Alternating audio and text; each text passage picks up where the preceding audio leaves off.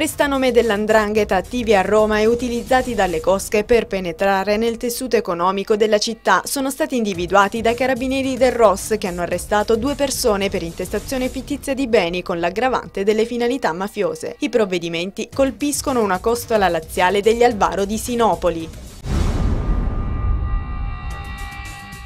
Ha urtato una transenna posta a bordo strada davanti al municipio di Catanzaro ed ha perso il controllo della moto andando a sbattere con la testa contro un palo della luce. È morto così a Catanzaro Roberto Zangari, motociclista di 40 anni. Le indagini sono condotte dalla polizia stradale.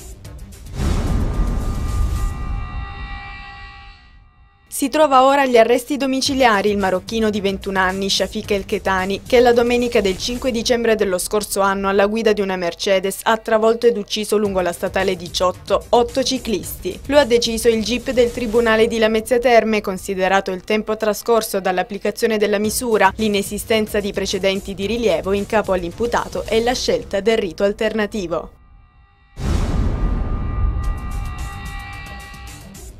Si estende a tutta la Calabria l'applicazione del protocollo di legalità sottoscritto tra Gruppo Italcementi e istituzioni. L'intesa, siglata nel marzo 2010 con la Prefettura di Reggio Calabria, oggi è stata firmata dall'azienda con tutte le prefetture della regione. I sottoscriventi si impegnano a condividere processi di trasparenza e di governance finalizzati a contrastare le infiltrazioni criminali nelle attività economiche.